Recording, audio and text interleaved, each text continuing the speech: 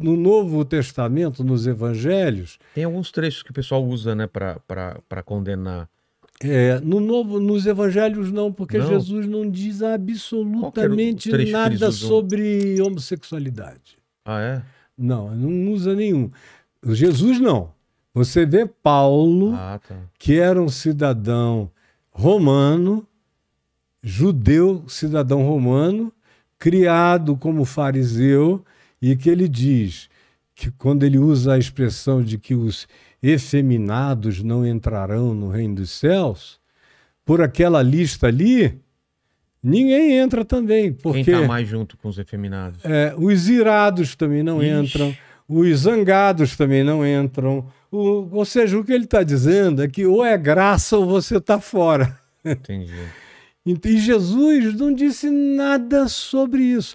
As prostitutas ou a meretrizes, ele acolheu, elas se sentiam em casa, elas o acolhiam e ele ia, ele as amou e as fez discípulas dele.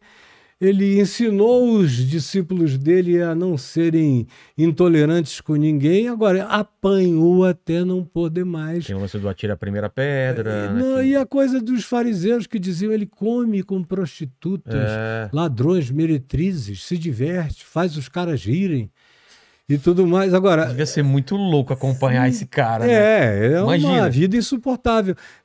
Viver Jesus hoje já torna você um cara insuportável no meio religioso.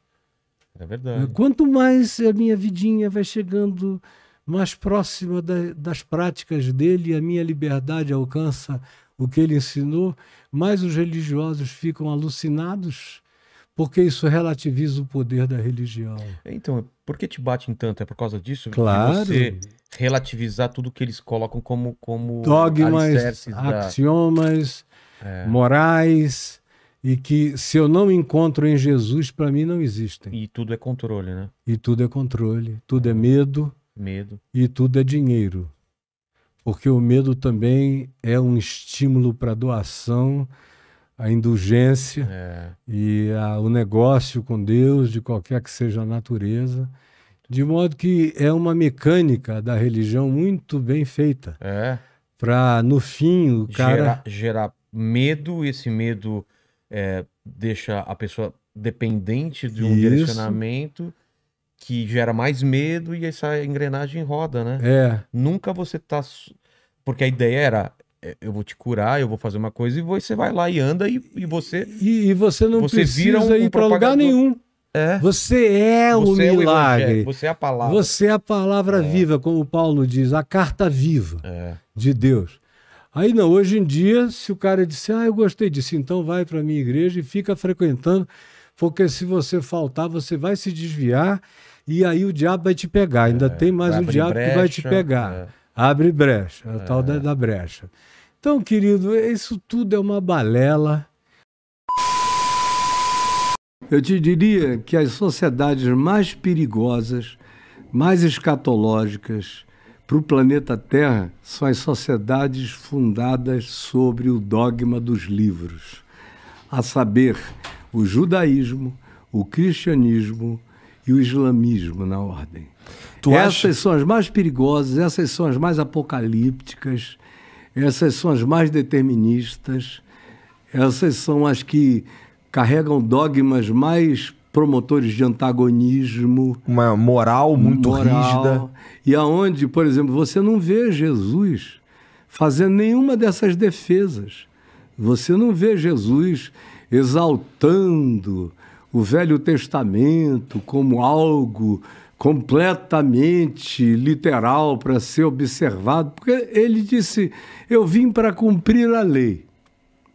Diz que a lei e os profetas tiveram sua vigência até João Batista. Depois disso é anunciado o Evangelho do Reino de Deus, que não é outra coisa a não ser as boas novas do que ele veio trazer e das pautas eternas de reconciliação, de humanização, de misericórdia, de graça, de amor, de justiça, de verdade, que ele viveu, ensinou e praticou e gestuou. Tem alguma coisa, na tua opinião, que foi a coisa mais importante que Jesus falou? Ah, sim. que é amai-vos uns aos outros como eu vos amei. Nisso aí...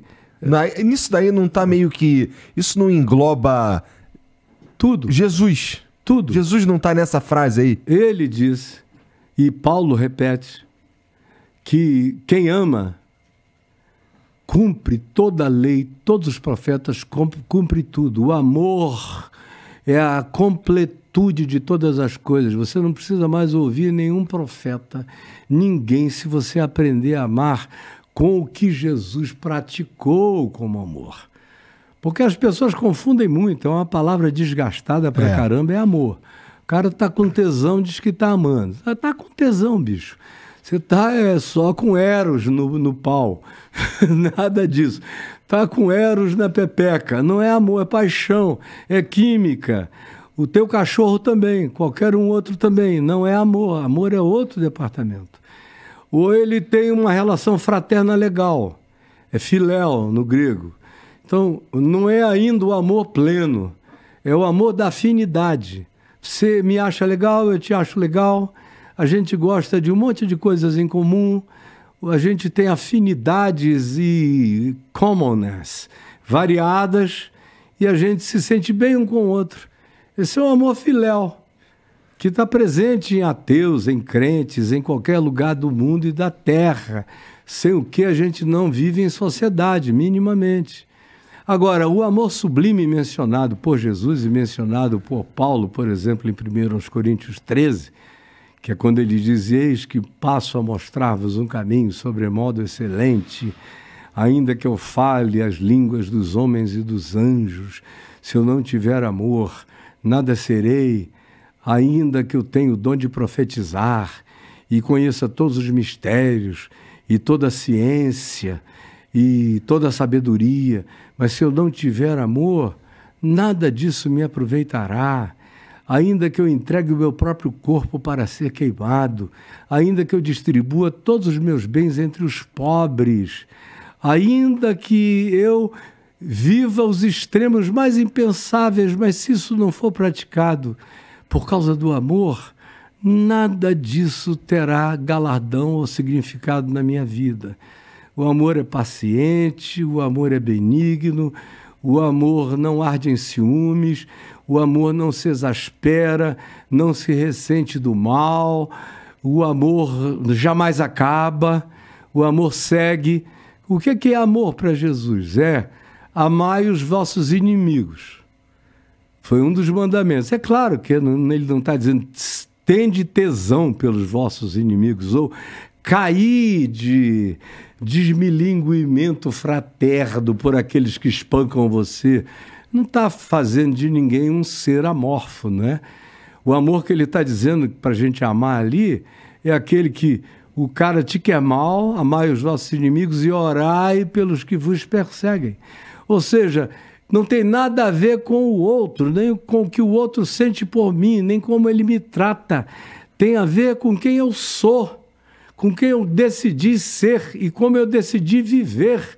Tem a ver com a minha liberdade absoluta de não me deixar escravizar pelo mau humor, nem pelo capricho, nem pelo ódio, senão eu fico determinado pelo outro. E a sociedade humana vive em estado de determinação, um em relação ao outro. É o tal do olho por olho, dente por dente de Moisés. Cara, arrancou um olho meu, vou arrancar um olho teu. Tirou um dente meu, vou tirar um dente teu. E o Mahatma Gandhi resumiu isso maravilhosamente quando disse, no final, está todo mundo cego e banguela, não é? E a gente não vai a lugar nenhum.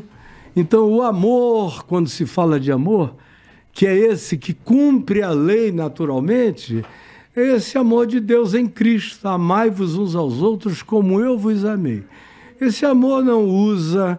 Esse amor não objetifica, esse amor não vilipendia o próximo, esse amor não abusa, esse amor não adultera, porque alguém vai sair sofrendo, alguém vai sair machucado, alguém vai sair enganado, alguém vai sair triste, alguém vai sofrer.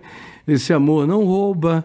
Esse amor não diz falso testemunho, não inventa lorotas, não difama o próximo. Você pega toda a lei e os profetas, resume isso tudo, o caldo é um só.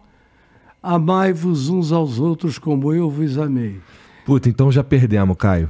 Mas a gente pode aprender. O mundo está em outro lugar, cara. O mundo, infelizmente, as notícias que Jesus dá sobre o mundo não são as melhores. Não são as melhores. É por isso que ele diz que a gente tem que aprender a amarmos uns aos outros, como ele nos amou. Mas ele disse, vós, todavia, não sois do mundo, como também eu não sou. Ou seja, uma coisa que acontece quando você encontra de fato o Evangelho, e ele diz, Pai, eu te peço que tu não os tires do mundo. Que eles fiquem no mundo, que eles sejam o sal da terra, luz do mundo, gente do mundo, graça de Deus no mundo, amor de Deus no mundo, apesar do mundo. Com tudo que o mundo possa trazer de negatividade contra eles, que eles não tenham medo de viver o teu amor, tenham a coragem de amar. Agora, ele não traz boas notícias, ele diz que a porta é estreita, ele diz que o caminho é estreito, ele diz que são poucos os que compreendem, são poucos os que entendem, são poucos os que discernem, porque não precisava nem ser a maioria. Se uma média razoável de pessoas entendessem o significado dessa mensagem, independentemente de religião, porque Jesus não fundou o cristianismo, quem fundou o cristianismo foi o imperador Constantino. Jesus ensinou um caminho, verdade e vida. E Constantino fez isso aí por pura malandragem também. Malandragem das maiores, né? Deu certo. Foi um dos grandes sacanas da história da humanidade. E que está aí, satanizando a vida da gente. Então, pô, bem... O cristianismo é o pior inimigo de Cristo, cara, na tua opinião? Eu digo isso sempre, que não tem pior inimigo para Jesus, para o evangelho de Cristo, do que o cristianismo. Ah, é por isso que os caras vivem te batendo, pô. Por isso que os caras vivem te batendo, E eu aceito o cacete com muita alegria na presença de Deus. Jesus disse que quando eles fizerem isso com você, porque você esteja andando na justiça do reino de Deus, levante a sua cabeça e regozije-se, porque eles fizeram do mesmo modo com os profetas de Deus que viveram antes de vocês, e fizeram com ele, Jesus também. Eu sou chamado a negar-me a mim mesmo, a deixar essa persona que eu descrevi no início dessa conversa morta para sempre, crescer na imagem e semelhança de Deus em Cristo, o que é gradual, é paulatino. Eu estou em estado permanente de desenvolvimento, de aprendizagem, de quebrantamento, de percepção, de alargamento, de aprofundamento, para sempre, até o último dia da minha vida. E a maior marca disso é amor. Ele disse, se vocês se amarem, o mundo vai saber que vocês me conheceram. Agora, se vocês não se amarem, vocês podem gritar o que vocês quiserem, ninguém vai dar ouvido a vocês. Porque a única evidência da minha realidade é fazer com que gente animalesca como vocês expressem essa sublimidade do amor divino. Apesar de carregarem um mamífero, de habitarem um mamífero, apesar do macho alfa, apesar dos egoísmos sobreviventes, apesar de tudo, se isso sobrepujar todos os caninos de vocês, e vocês tiverem a coragem do altruísmo, da compaixão, da misericórdia, da dadivosidade das vidas de vocês, o mundo vai olhar e vai dizer, Deus está nesse cara. É o que está acontecendo hoje no Irã. Não sei se você sabia, mas a igreja que mais cresce percentualmente no planeta Terra hoje em dia é a igreja cristã no Irã, onde ninguém fala de Jesus porque é proibido. Se abrir a boca, é enforcado, ou é morto ou torturado. Então os caras estão se comunicando quase que em libras, sem dizer nada. É vida, é ato, é gesto, é que compaixão. É o mais importante. Que é. Aí depois de um tempo, o outro vai vendo quem você é, como você vive, como você age, o que você poderia fazer e não faz por escolher amor, misericórdia, compaixão, justiça e bondade, ele começa a ficar desconfiadíssimo, positivamente a teu respeito. Até um dia que ele pergunta, escuta, de onde é que você aprendeu? Onde foi que você aprendeu isso? Aí alguns têm que ver bastante, não tem pressa de dizer onde foi, nem como foi. Só quando já tem uma segurança muito grande, é que ele chega e diz, eu aprendi com ele, assim, assim, assim. Agora, a gente não tem que ficar falando disso, a gente só tem que viver isso. Como ele não escreveu um livro, ele se encarnou. Então, o que a gente tem é que encarnar o verbo, encarnar o logos, encarnar o amor, encarnar a palavra. Aí tudo ganha significado. É o que Jesus diz em João 17.